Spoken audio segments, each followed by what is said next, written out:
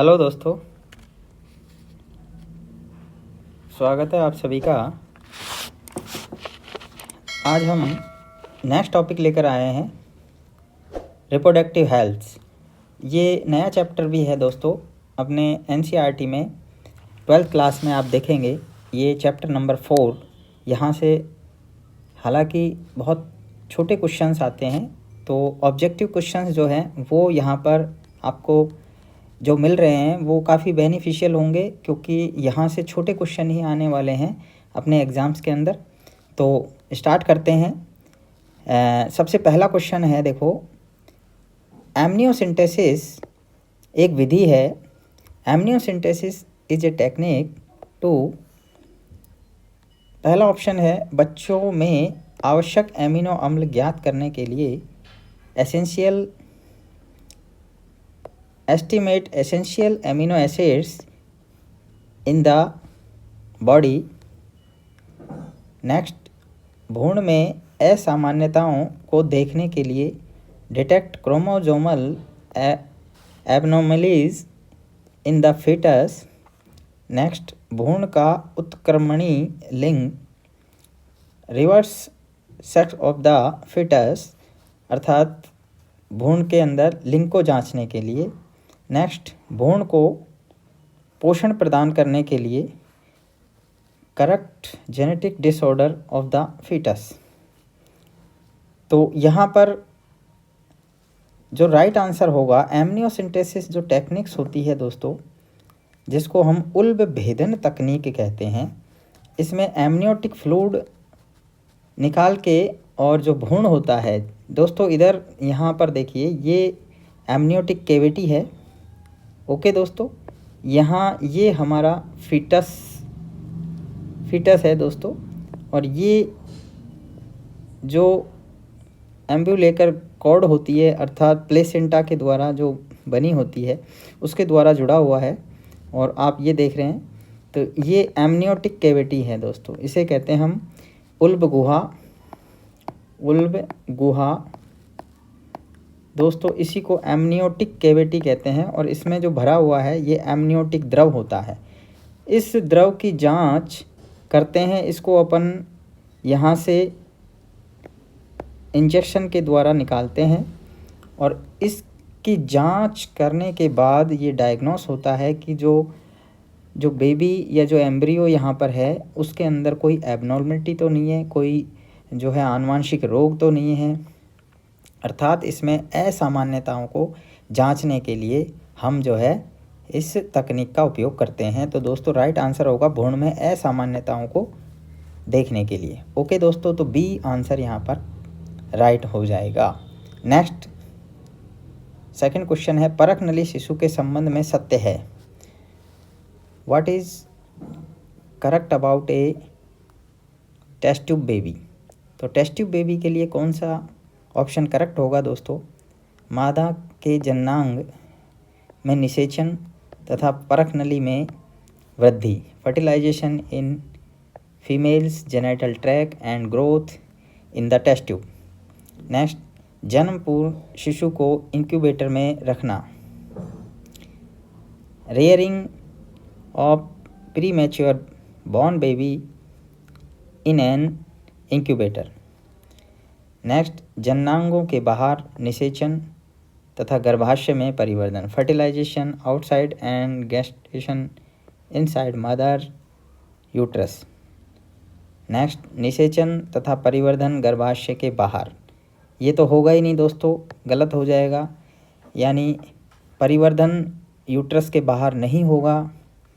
तो यहाँ पर आंसर क्या होगा दोस्तों? निषेचन केवल बाहर होता है दोस्तों, और परिवर्धन यूट्रस के अंदर ही होता है। तो जो तीसरा ऑप्शन है वो राइट हो जाएगा, जननांगों के बाहर निषेचन एंड जो गर्भाशय है उसी के अंदर, यूट्रस के अंदर डेवलपमेंट होगा। दोस्तों टेस्ट ट्यूब बेबी जो होता है वो एक ऐसा बेबी होता है जिसका फर्टिलाइजेशन तो टेस्ट ट्यूब के अंदर अर्थात पात्रों में करवाया जाता है, जबकि जो युग्मनज होता है जाइगोट, उसको एज इट इज़ यानी एम्ब्रियोनिक स्टेज के अंदर जब कोरकपुटी अवस्था में आ जाता है तब उसको यूट्रस में एज इट इज़ जो वास्तविक रूप से इम्प्लांट कर दिया जाता है और उसका जो परिवर्धन है वो एक सामान्य शिशु के समान ही होता है। तो राइट आंसर हमारा यहाँ पर सी हो जाएगा। नेक्स्ट क्वेश्चन लेते हैं। निम्न में से कौन सी जन्म नियंत्रक युक्ति स्त्रियों द्वारा प्रयोग नहीं की जाती है? The birth control device not use by womens is diaphragm, ये होता है दोस्तों। मुंह से खाने वाली ओरल पिल, ये भी होता है दोस्तों। निरोध, ये नहीं होता है दोस्तों। कॉपर टी, ये भी होता है। तो राइट आंसर हो जाएगा यहाँ पर निरोध। दोस्तों मुंह से खाने वाली दो तरह की पिल्स होती हैं, आप जानते हैं, कॉन्ट्रासेप्टिक पिल्स। यहाँ पर हम देखते हैं एक होती है आपके जो है सहेली, जिसे जो है लखनऊ ने बनाया है, जो हमारी NDRI है, CDRI central drugs research institute. दोस्तों CDRI ने जो है सहेली को बनाया, जो कि एक वीकली कॉन्ट्रासेप्टिक पिल्स है, जबकि एक होती है माला N। तो ये माला N, माला D, ये डेली होती है दोस्तों, डेली लेने वाली कॉन्ट्रासेप्टिक पिल्स होती है। तो आई थिंक ये समझ में आ गया होगा। तो यहाँ पर जो राइट आंसर होगा वो हमारा से होगा दोस्तों। ओके, चलिए नेक्स्ट क्वेश्चन पर चलते हैं।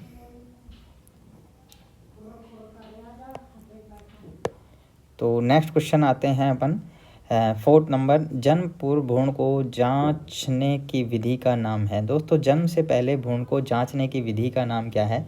दोस्तों अभी हमने देखा इससे पहले the prenatal techniques to determine the genetic disorder in a foetus is called. तो अभी हमने इससे पहले वाले क्वेश्चंस में देखा था कि जो सबसे फर्स्ट जो क्वेश्चन था हमारा, एमनियोसिंथेसिस जो तकनीक है वो हम भ्रूण को जांचने के लिए एमनियोटिक कैविटी से जो है यहाँ से फ्लूइड निकाल कर देखते हैं। तो यहाँ पर राइट आंसर कौन सा हो जाएगा? Amniocentesis techniques. ओके दोस्तों, नेक्स्ट क्वेश्चन है। परखनली शिशु एक तकनीक है जिसमें test tube baby is a techniques where. तो क्या होता है दोस्तों इसमें? अभी हमने बताया था कि यहाँ पर जो है हम अंडाणु को लेकर निषेचित करते हैं और निषेचन कराकर इसे रोपित किया जाता है। Ovum is taken out then fertilise and implant. बाकी जो ऑप्शंस हैं आप देख रहे हैं, अंडवाहिनी से युग्मनज लेकर संवर्धित किया जाता है, फिर इसे रोपित किया जाता है। नहीं दोस्तों, ये ART के अंदर आता है। नेक्स्ट जो हमारा दे रखा है यहाँ पर से ऑप्शन, इसमें शुक्राणु और अंडाणु का संलयन होता है और युग्मनज का विकास परखनली में होता है। नहीं दोस्तों, युग्मनज का निर्माण परखनली में होता है, तो ये भी ART में आता है। ART क्या होती है दोस्तों? यहाँ पर आप समझ लीजिए ART ये हमारी एसोसिएटेड रिप्रोडक्टिव टेक्निक्स है, जिनको हम कहते हैं सहायक जनन प्रौद्योगिकी।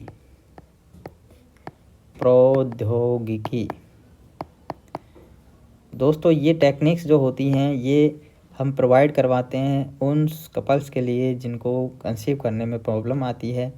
तो ART की मदद लेकर हम यहाँ पर जो है GIFT, ZIFT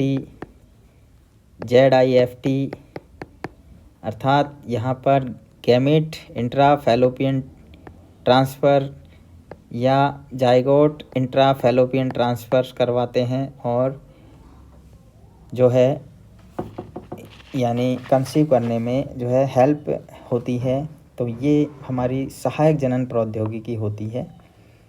तो टेस्ट ट्यूब बेबी जो है वो अलग टेक्निक्स है, वो भी यहाँ पर हेल्पफुल होती है। तो यहाँ टेस्ट ट्यूब बेबी का जो सही आंसर होगा वो होगा सेकंड ऑप्शन। नेक्स्ट, गर्भ निरोधक पुटिका में प्रोजेस्टेरोन क्या कर रहा है दोस्तों? यहाँ पर आपसे क्वेश्चन पूछा गया, progesterone in the contraceptive pills क्या करेगा? अंडोत्सर्ग को रोकता है, एस्ट्रोजन का दमन करता है, युग्मनज के एंडोमेट्रियम में व्यवस्थित होने को रोकता है, ये सभी।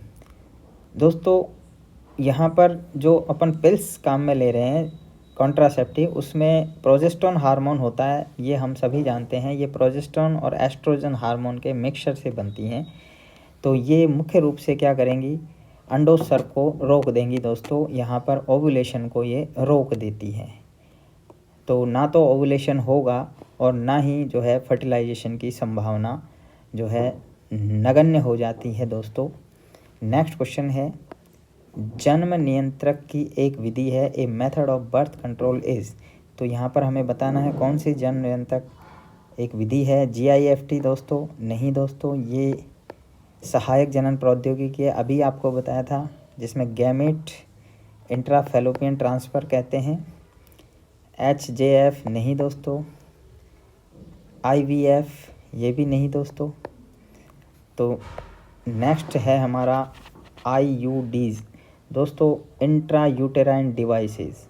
ये एक कॉन्ट्रासेप्टिक जो है मेथड है, जिसमें हम जो मोस्ट पॉपुलर जो ये IUD है, इंट्रा यूटेराइन डिवाइस, जिसको हम कहते हैं अंतरागर्भाशयी युक्तियाँ।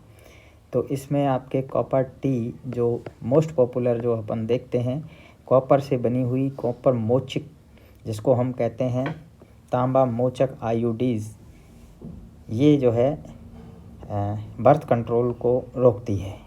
नेक्स्ट, कौन सी तकनीक पुरुषों से संबंधित है, which is related to males. मुख से लेने वाली गोली नहीं दोस्तों। ट्यूबेक्टोमी नहीं दोस्तों, ये फीमेल्स में होती है, ट्यूब्स को उच्छेदन करके बंद कर दिया जाता है। वासक्टोमी दोस्तों, ये आंसर सही होगा। वासक्टोमी इज़ द कॉन्ट्रासेप्टिव परमानेंटली जो अपन कह सकते हैं मेथड है, जो अपनाई जाती है मेल्स के अंदर। इसमें वास डिफरेंस का उच्छेदन किया जाता है, इसको हम कहते हैं शुक्रवाहिनी, हिंदी में कहेंगे दोस्तों इसको शुक्रवाहिनी उच्छेदन,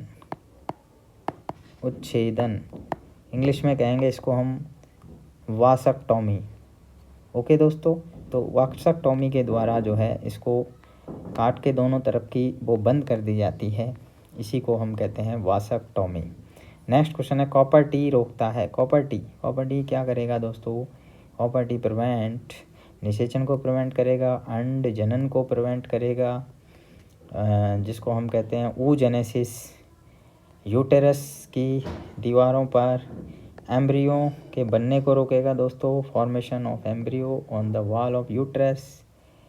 नेक्स्ट है, रिप्रोडक्टिव डक्ट्स में रुकावट को। दोस्तों यहाँ पर सही आंसर होगा फर्टिलाइजेशन को रोक देता है दोस्तों। यहाँ पर जब अपन बात कर रहे हैं जो कॉपर टी की, तो ये क्या करती है दोस्तों, ये कॉपर मोचन करती है, कॉपर धातु आयन जो होते हैं उनको मोचन करती है, जिससे यूट्रस की जो है भक्षाणुशीलता बढ़ जाती है। स्पर्म्स के प्रति भक्षाणुशीलता बढ़ जाती है, जिसके कारण उनकी मूवेबिलिटी कम होती है और वो फर्टिलाइज नहीं कर पाते ओवम से, जिसके परिणाम स्वरूप फर्टिलाइजेशन नहीं हो पाता है और जो है प्रेगनेंसी है उसकी संभावना नगण्य हो जाती है। नेक्स्ट है, स्तनपान अनार्तव लैक्टिनेशन एमिनेरिया संबंधित है। दोस्तों यहाँ पर आप देख रहे हैं लैक्टिनेशन एमिनेरिया इज रिलेटेड, तो यहाँ गर्भ निरोधक की अस्थायी विधि है दोस्तों, आर्तव का अभाव गर्भ निरोधक की स्थायी विधि, एक यौन संचारित रोग STD। दोस्तों यहाँ पर सही आंसर होगा, ये एक गर्भ निरोधक की अस्थायी विधि है, temporary method of contraceptive. Okay दोस्तों, देखिए यहाँ पर इसको हम स्पष्ट कर देते हैं। जो प्रसव के बाद लगातार 1 से 6 माह तक दोस्तों, यदि जो महिला है वो शिशु को ब्रेस्ट फीडिंग कराती है कंटिन्यू, तो ओवुलेशन अर्थात अंड जनन की जो प्रोसेस है वो रुक जाती है, अर्थात ओवुलेशन अंडोत्सर्ग नहीं होगा। क्योंकि FSH हार्मोन नहीं बनता है, ऐसा माना जाता है। ये प्राकृतिक नेचुरल प्रोसेस है। कंटिन्यू ब्रेस्ट फीडिंग से ओविड अंड जनन की प्रोसेस नहीं होती है, जिसके परिणाम स्वरूप जो है यानी ये एक प्रकार की अस्थायी कॉन्ट्रासेप्टिव मेथड्स है। ओके, मिलते हैं नेक्स्ट वीडियो में। आज के वीडियो में इतने ही क्वेश्चंस कर पाएंगे अपन, वीडियो बड़ा होगा। थैंक यू दोस्तों।